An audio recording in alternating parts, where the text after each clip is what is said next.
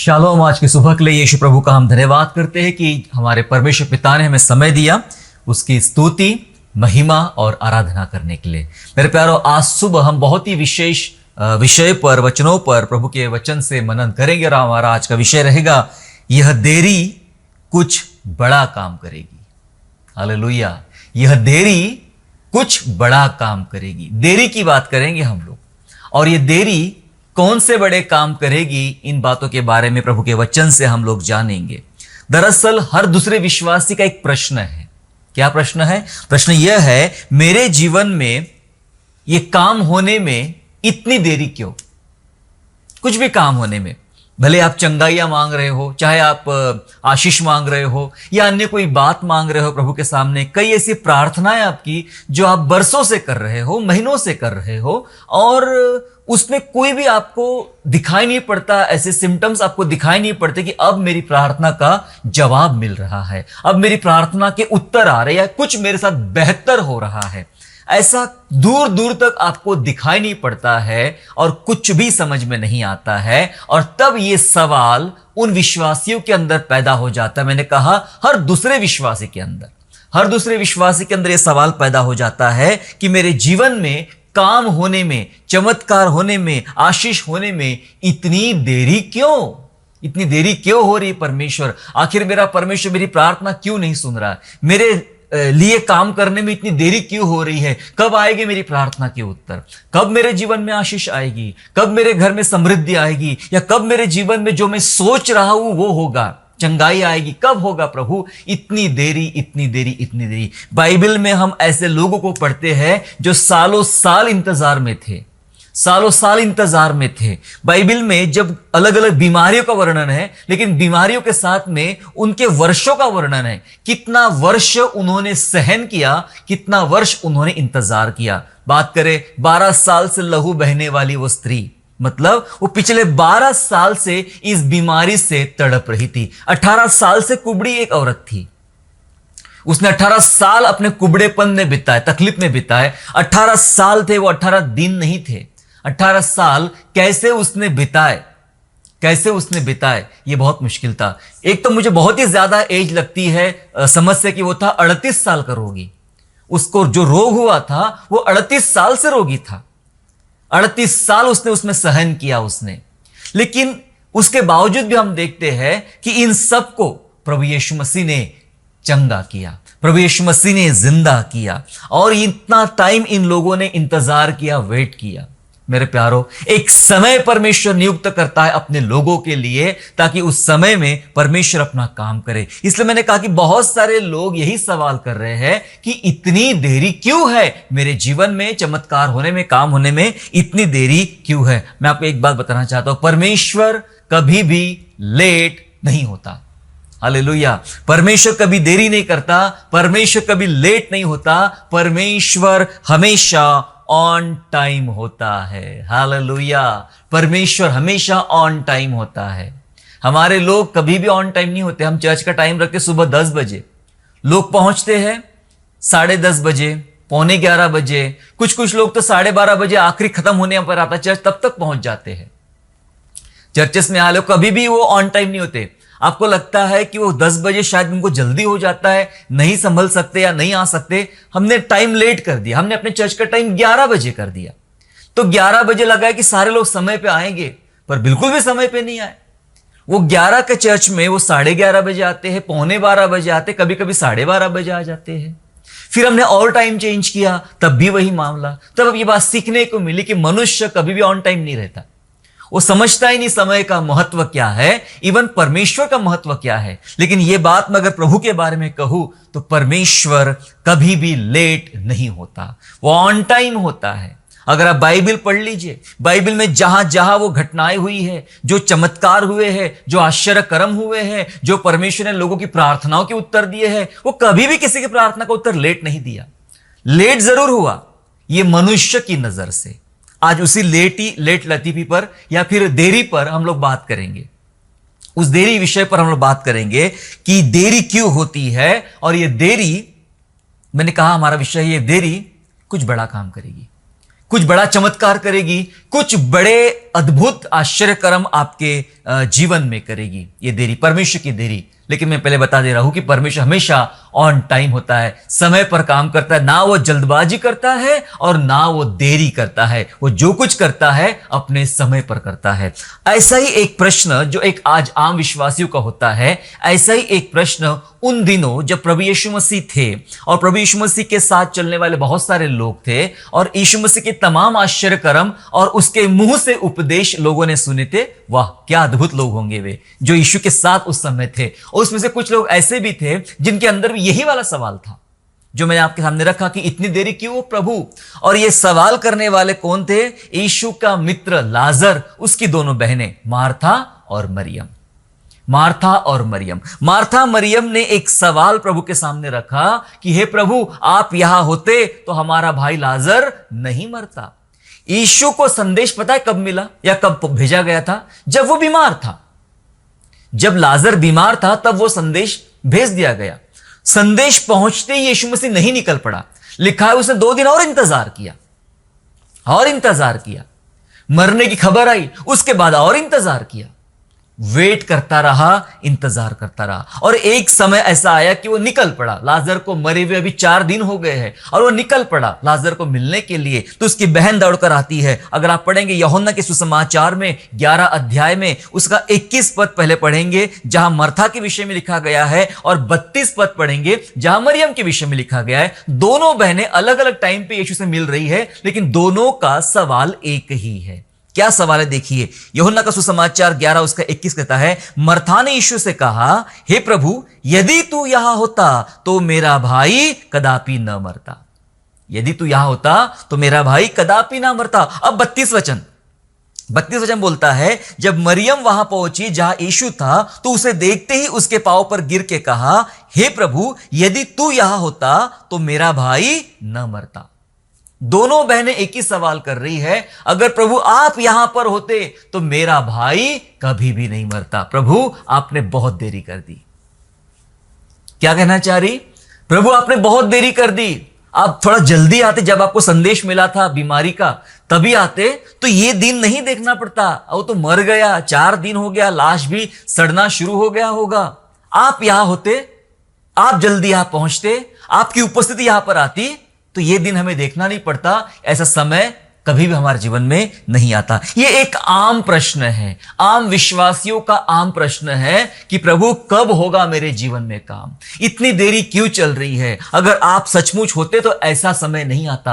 आप सचमुच होते तो ये दिन मुझे, ये समय मुझे देखने को नहीं मिलता। लेकिन लाजर की केस की मैं बात करूं, लाजर की केस की, तो लाजर के मामले में यह देरी सबसे बड़े चमत्कार के लिए थी। हालेलुया। लाजर के मामले में प्रभु यीशु मसीह की देरी सबसे बड़े चमत्कार के लिए थी।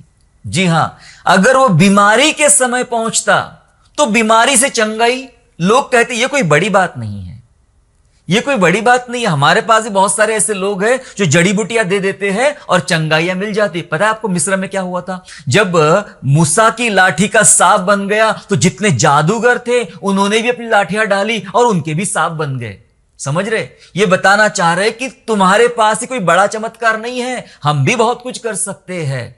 तो शायद लाजर बीमारी में से चंगा होता था, जो कुछ बीमारी उसको थी उसमें चंगा होता था। तो लोग कहते थे चंगाई करना कोई बड़ी बात नहीं है, चंगाई करना कोई बड़ी बात नहीं। हमारे पास अलग अलग टाइप के वैद्य बैठे हुए हैं और वे दवाई देके चंगा कर देते हैं।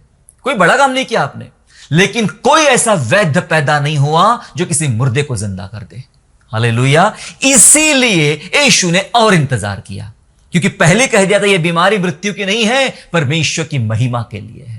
लेट किया, बीमार था, लेट किया, मर गया, लेट किया, देरी करता गया और मरने के पूरे 4 दिन लेट पहुंचता है। और जब वह काम कर रहा है, यह कोई ऑर्डिनरी हीलिंग नहीं है मेरे प्यारों, कि फीवर था और दूर हो गया, सिर दर्द था और ठीक हो गया। यह कोई मामूली बात नहीं थी। यह एक आदमी पूर्णतया मर गया है। 4 दिन के बाद उसकी लाश ने सड़ना तक शुरू कर दिया है और तब यह चमत्कार पार हो रहा है, उसके अंदर सांस फूकी जा रही है, जान फूकी जा रही है और वो जिंदा होकर बाहर आ रहा है। ये सबसे बड़ा चमत्कार है मेरे प्यारो लाजर के जीवन में। उस समय की कलीसिया के लोगों के लिए ये बहुत बड़ा चमत्कार है। देरी इसलिए थी क्योंकि बड़ा चमत्कार होना बाकी था। बड़ा चमत्कार होने पर था। आपके पास, आपके साथ यह प्रश्न लग रहा है कि प्रभु इतनी देरी क्यों, इतना देर क्यों चल रहा है मेरे जीवन में? शायद इसलिए मेरे प्यारों, मैं आपको बताना चाहता हूं इस उदाहरण के आधार पर, शायद इसलिए कि अभी अगर यीशु आकर काम कर दे, अभी अगर यीशु आकर आपकी प्रार्थनाओं के जवाब दे दे, तो आपको छोटी सी चंगाई मिलेगी, आपको छोटी सी आशीष मिलेगी, आपको छोटा सा काम होगा।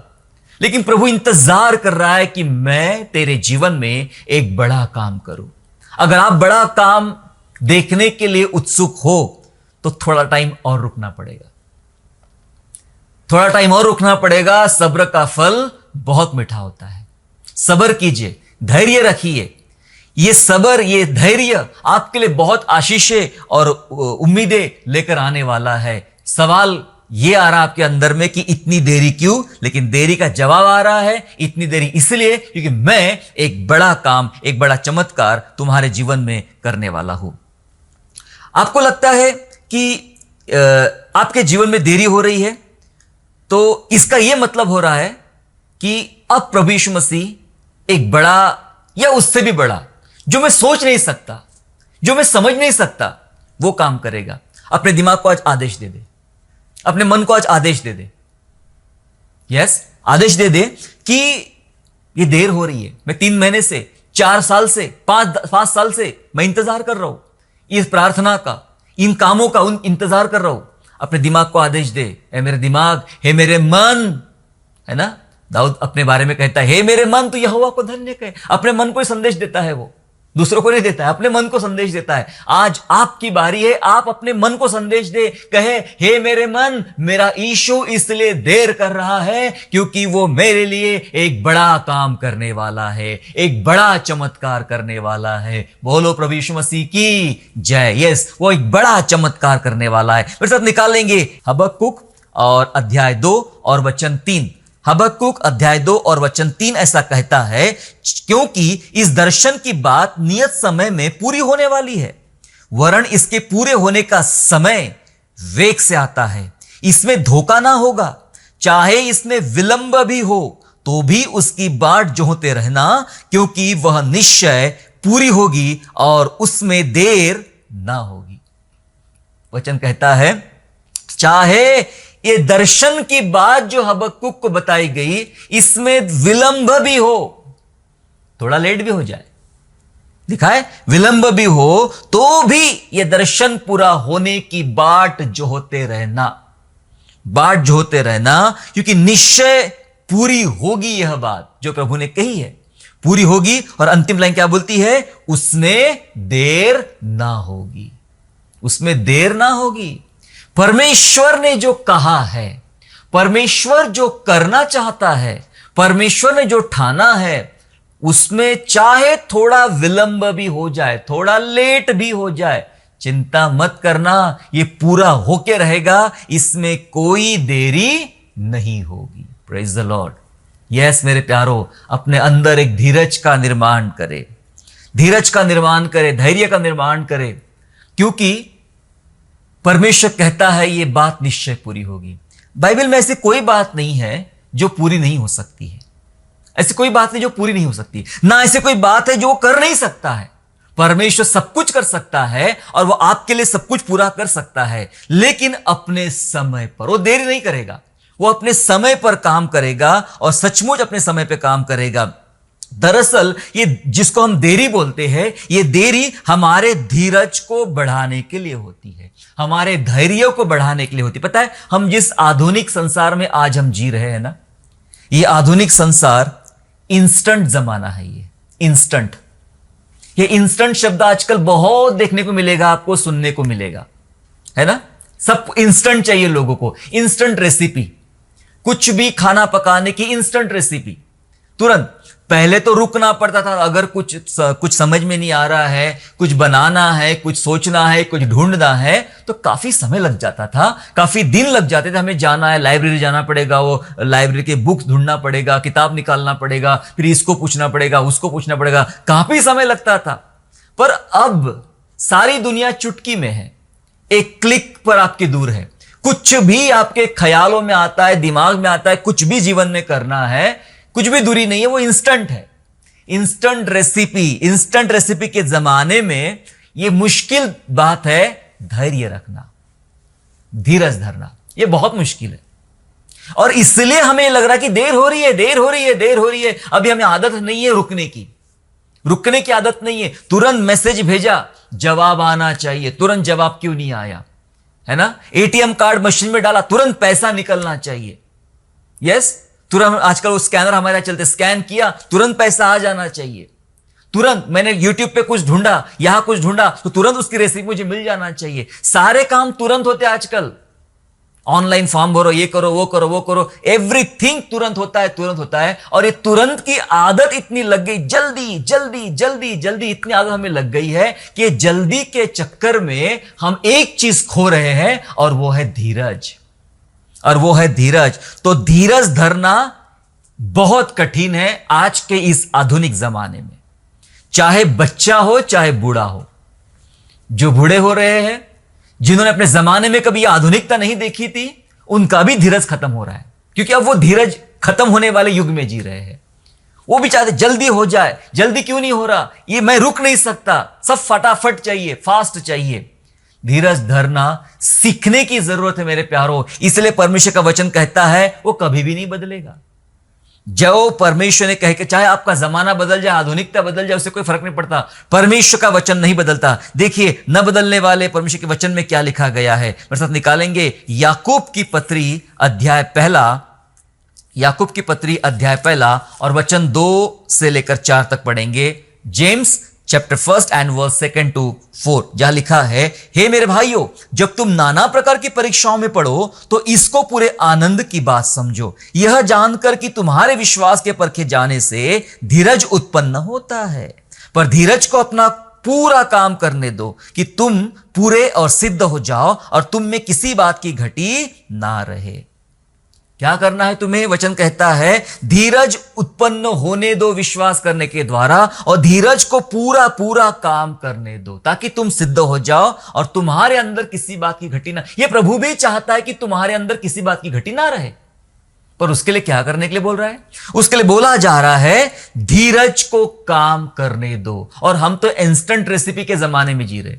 यहां कहां से आएगा धीरज? कोई धीरज बढ़ाने का नुस्खा बताए, कोई धीरज बढ़ाने के लिए कुछ दवाइयां बताए, कोई धीरज बढ़ाने के लिए बातें बताए। मैं बताऊं एक ही बात, परमेश्वर के वचन पर विश्वास कीजिए, स्थिर रहिए, परमेश्वर पर आसरा रखिए मेरे प्यारों। धीरज आपके अंदर बढ़ेगा।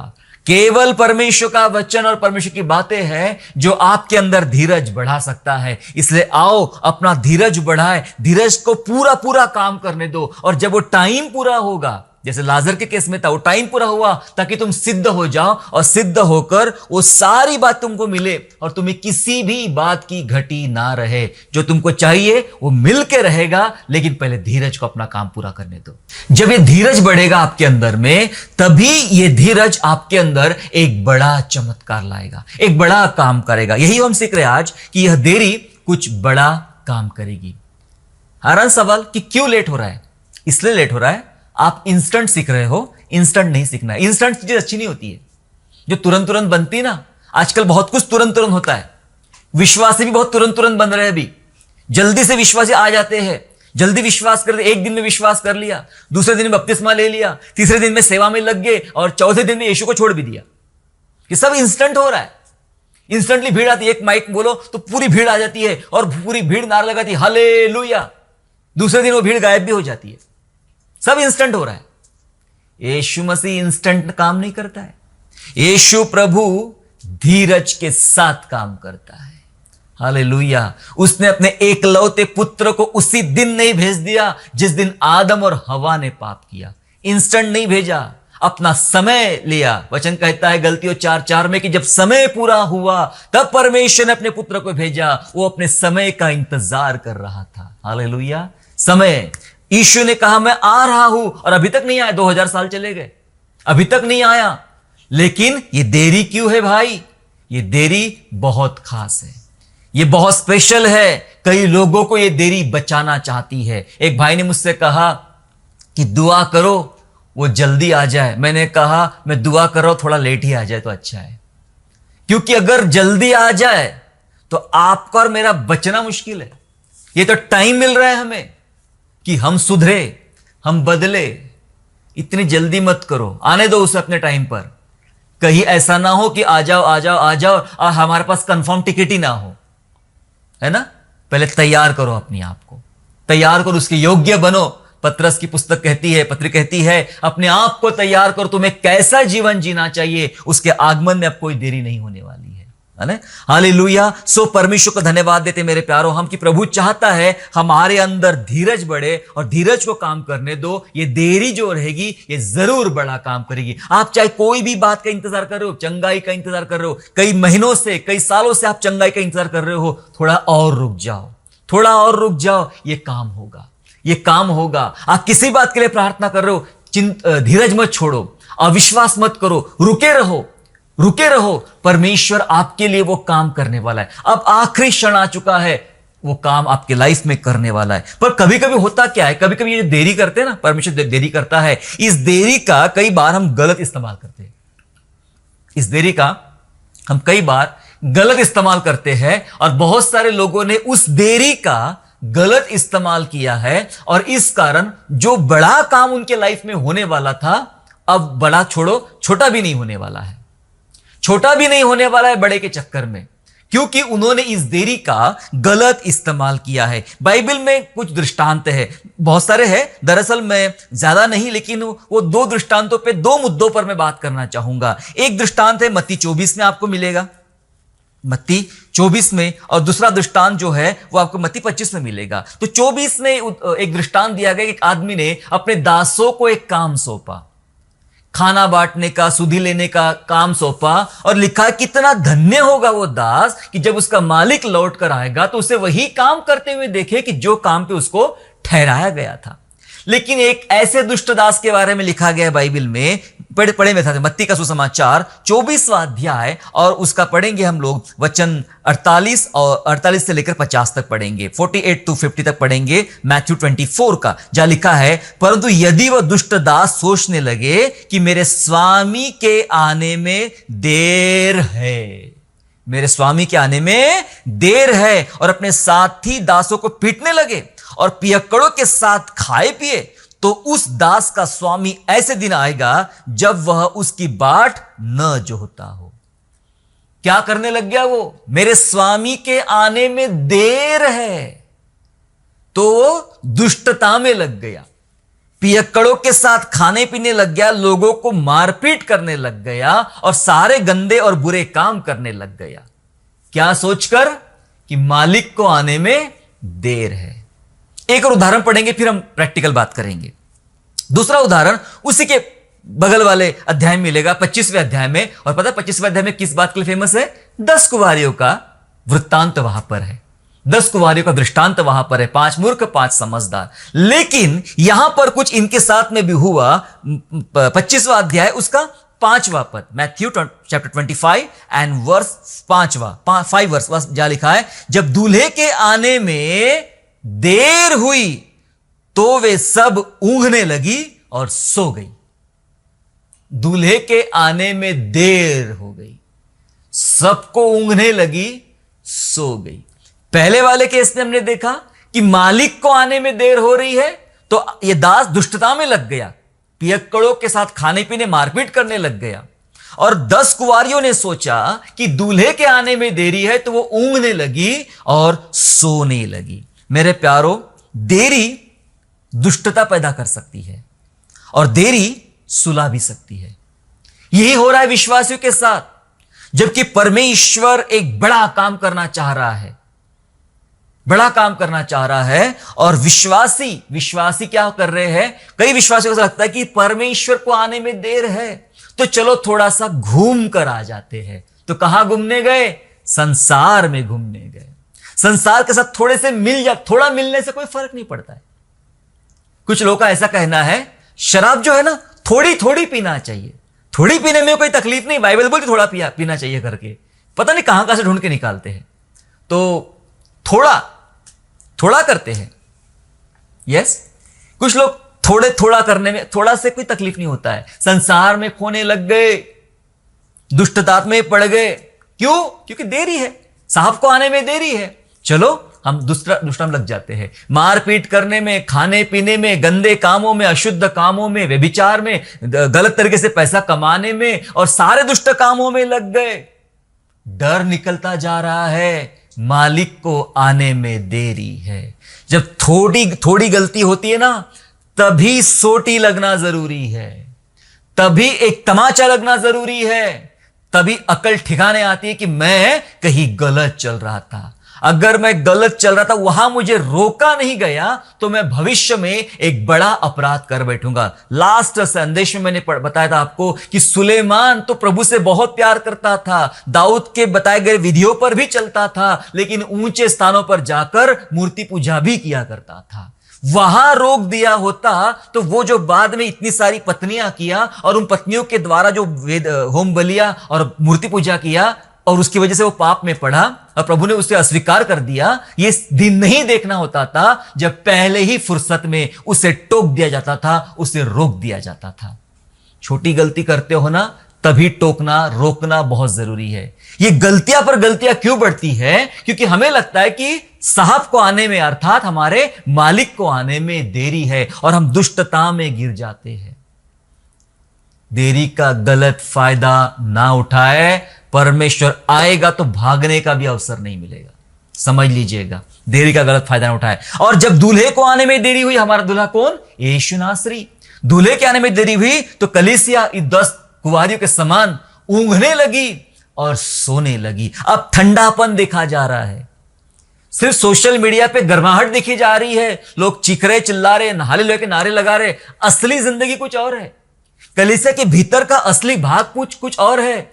असली भाग यह है जहां कलीसिया ऊंघ रही है, जहां कलीसिया सो रही है, जहां कलीसिया सुस्त हो रही है। अब वह अभिषेक वाली बातें नहीं है, अब वह परमेश्वर के अद्भुत काम नहीं है, अब वो उत्साह पहले समान उत्साह नहीं है। अरे पता नहीं कितने बजेंगे, बहुत लेट हो रहा है, चलो थोड़ा सो जाते। सो रही, प्रार्थनाएं कम हो रही है, आराधनाएं कम हो रही है, परमेश्वर के साथ चलना कम हो रहा है, ईमानदारी कम हो रही है, पवित्रता कम हो रही है, प्रभु की बाट जोहना कम हो रहा है। क्यों? पता है क्यों? क्योंकि दूल्हे के आने में देर हो रही है। इस देरी का गलत इस्तेमाल ना करे। बाइबल कहती आधी रात को धूम मची, आधी रात को धूम मची, और धूम मची तो विभाजन हुआ। क्या विभाजन हुआ? कि 5 बुद्धिमान दूल्हे के साथ अंदर और 5 मूर्ख बाहर ही रह गई। ये वजह थी, ऊँघने लग गई। जो ऊँघने का समय था, सोने का समय था, यदि तैयारी वहां कर ली होती तो 10 के 10 अंदर होती थी। समझ रहे आप? आज कोई दूल्हे के साथ अंदर जाने को तैयार नहीं है, ऊँघने को तैयार है और सोने को तैयार है, क्योंकि शायद उस समय का इंतजार कर रहे हैं कि दूल्हा दरवाजा नहीं खोलेगा और कह देगा, सॉरी मैं तुम्हें नहीं पहचानता। प्यारो, देरी का गलत इस्तेमाल ना करें। आपकी लाइफ में जो देरी हो रही है, परमेश्वर इसके थ्रू एक बड़ा काम आपके साथ करने वाला है। मैं बार बार बता रहा हूं, बड़ा काम करने वाला है। इंतजार में रहे, अपेक्षा करे, विश्वास करे, प्रभु बड़ा काम करने वाला है, चाहे कितना भी टाइम आपको रुकना पड़े। मेरे प्यारो, देरी सचमुच बहुत बड़ा काम करती है। आपको पता है, इतना बड़ा काम करती है कि आप इब्राहिम को देख लीजिए। इब्राहिम को परमेश्वर संतान कौन सी उम्र में दिया? जब वह 100 साल की उम्र में था। जब वह 100 साल का, पूरा 100 साल का हुआ, तब परमेश्वर ने उसे इसहाक दिया। क्यों परमेश्वर ने इब्राहिम को 100 साल के पहले संतान नहीं दिया? ये 100 साल इब्राहिम के धीरज धरने के साल थे। ये 100 साल इब्राहिम के परमेश्वर पर विश्वास करने के साल थे, परमेश्वर को समझने और सीखने के साल थे। और 100 साल के बाद जब बेटा हुआ, शायद पूरी दुनिया हंस रही होगी। ये क्या बुढ़ापे में किसी को बच्चा होता है क्या? सब दुनिया उसकी मजाक उड़ा रही होगी। लेकिन बताना चाहता हूं आपको मैं, ये जो 100 साल बाद चमत्कार हुआ, ये बेटा कोई ऑर्डिनरी बेटा नहीं था। इसहाक कोई ऑर्डिनरी नहीं था, ये अद्भुत था। ये इज़राइल को उत्पन्न करने वाला एक बेटा था, ये वाचा की संतान था, ये उस समय के यहूदियों के लिए आशीषित था, और आज हमारे जैसे नए विश्वासियों के लिए, अन्य जातियों में से आए विश्वासियों के लिए बड़ा अद्भुत है ये इसहाक, ये इब्राहिम की कहानी। ये बहुत मायने रखती मेरे प्यारो। परमेश्वर ने बहुत लेट दिया उसको संतान, 100 साल के बाद संतान दिया। ये देरी अद्भुत काम करके लाई। इब्राहिम के जीवन में इस देरी ने अद्भुत काम कर दिया मेरे प्यारो। बाइबल में बहुत उदाहरण है जहां परमेश्वर ने बहुत देरी किया। हन्ना को संतान बहुत देरी से दिया। जब हम बात करते जकरिया इलीशिबा की, ये तो बूढ़े हो गए थे, इनकी भी कोई संतान नहीं थी, ये बहुत धर्मी थे, और एक दिन धूप जलाने के लिए चिट्ठी निकली जकरिया के नाम पे, और जकरिया मंदिर में जाता है और बहुत लेट हो गया। वचन कहता है लोग सोचने लगे भाई इतना जकरिया को इतना देर क्यों हो गई, ये देर के पीछे बहुत खास होने वाला है कुछ। इतनी देर क्यों होने लगी, अभी तक जकरिया बाहर क्यों नहीं, ऐसा लिखा है वचन में। इतनी देरी क्यों? ये देरी इसलिए हो रही है कि पहली बार जकरिया स्वर्गदूतों के सामने आमना सामना कर रहा है, और परमेश्वर विशेष संदेश जकरिया को दे रहा है कि मैं तेरे साथ क्या करूंगा, मैं तेरे लिए क्या करूंगा। और वो अद्भुत रूप से आश्चर्य से बदल गया, वो गूंगा हो गया। जब बाहर निकला तो लोगों ने इस आश्चर्यक्रम को अद्भुत रूप से समझ लिया कि कुछ तो अंदर स्पेशल हुआ है, इसलिए जकरिया को देरी हुई है। और इतनी उम्र के बाद, इतनी देरी के बाद जब परमेश्वर संतान दिया, तो ये संतान ने नए नियम की कलीसिया के लिए दरवाजे खोल दिए। हालेलुया मेरे प्यारो, ये देरी नहीं थी, ये मंदिर में देरी जो हुई थी, इसका परिणाम था यूहन्ना बपतिस्मा देने वाला। हालेलुया, यूं ही नहीं होती है देरी, ये देरी कुछ बड़े काम करने वाली है, अद्भुत काम करने वाली है। यीशु की देरी इतनी अद्भुत थी कि लाजर को जिलाना पड़ा। लाजर मुर्दों में से जीवित हो गया। और बाइबल में इसके अलावा भी बहुत सारे उदाहरण हैं जहां बाइबल हमें बताती कि परमेश्वर उस देरी के पीछे अद्भुत काम करेगा। एक अंतिम वचन बता के मैं समाप्त करना चाहता हूं और आपका विश्वास बढ़ाना चाहता हूं कि ये जो आपके जीवन में देरी हो रही है, ये कुछ बड़ा काम लेकर आएगी, ये बड़ा काम करके रहेगी। बस थोड़ा इंतजार करें, थोड़ा इंतजार करें, थोड़ा और। इतना टाइम आप रुक गए हो, थोड़ा और रुक जाओ, थोड़ा और रुक जाओ। इतना टाइम आप रुक ही गए हो तो थोड़ा और रुक जाओ, क्योंकि ये थोड़ा देर, एक थोड़ी समय अद्भुत चमत्कार लाएगा। अंतिम वचन पढ़ेंगे हम लोग, इब्रानियों की पत्री में से पढ़ेंगे। इब्रानियों अध्याय 10 और वचन 36 और 37। Hebrew chapter 10 and verse 36 and 37, जहां लिखा है क्योंकि तुम्हें धीरज धरना अवश्य है। हाँ जी, तुम्हें धीरज धरना अवश्य है, ताकि परमेश्वर की इच्छा को पूरी करके तुम प्रतिज्ञा का फल पाओ। क्योंकि अब बहुत ही थोड़ा समय रह गया है कि जब आने वाला आएगा और देर ना करेगा। हालेलुया, वचन कह रहा है तुम्हें धीरज धरना जरूरी है, ताकि परमेश्वर की इच्छा पूरी करके तुम्हें प्रतिज्ञा का फल मिले। पहले थोड़ा रुको और रुको, धीरज धरो, तुम्हें प्रतिज्ञा का फल मिलने वाला है। क्योंकि अभी टाइम खत्म हो गया है, टाइम खत्म हो गया है। क्या लिखा है? थोड़ा समय बचा है। मतलब मान के चलो 99% समय निकल गया है, अब थोड़ा 1% ही समय बच गया है कि आने वाला आएगा, देर नहीं करेगा। परमेश्वर आ रहा है, परमेश्वर देर नहीं करेगा। और वाचा जिससे बांधी है, वो वाचा का फल, वाचा का परिणाम देने के लिए परमेश्वर आ रहा है। ये देर बड़ा फल लाने वाला है, ये बड़ा काम करने वाला है आपके जीवन में। इसलिए थोड़ा सा और रुक जाइए। बहुत सारे लोग बहुत मेहनत करते हैं 90%, 95% तक मेहनत कर लेते हैं और वहीं से लौट जाते। बस आखिरी के 5 ही पॉइंट बचे हुए थे आपके लक्ष्य के नजदीक के, सिर्फ आखिरी के 5 ही पॉइंट बचे हुए थे।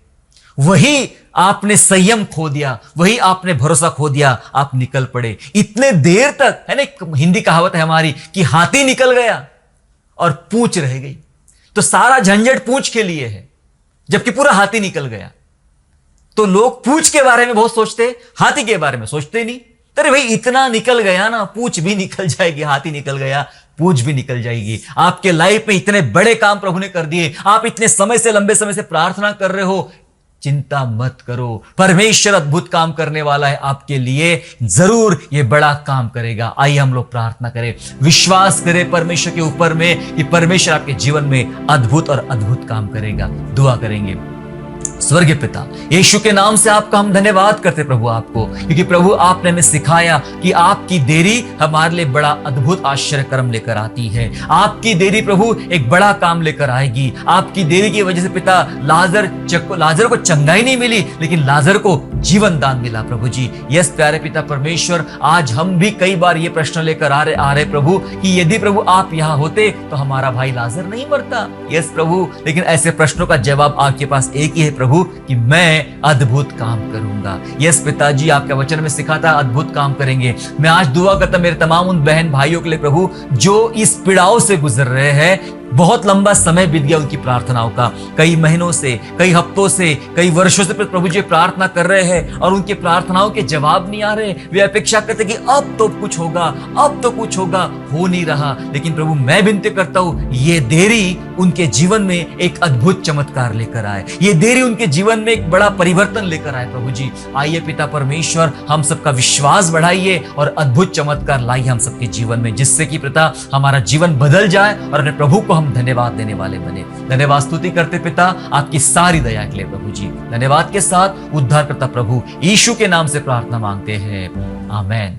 आशा करता हूँ आज के संदेश के द्वारा आपने आशीष प्राप्त किया है। यदि सचमुच आपने आशीष प्राप्त किया है तो इस संदेश को दूसरों के साथ शेयर कीजिए और हमारे दूसरे भी संदेशों को सुनने के लिए हमारे चैनल को सब्सक्राइब करें और नोटिफिकेशन के लिए बेल आइकन को दबाइए।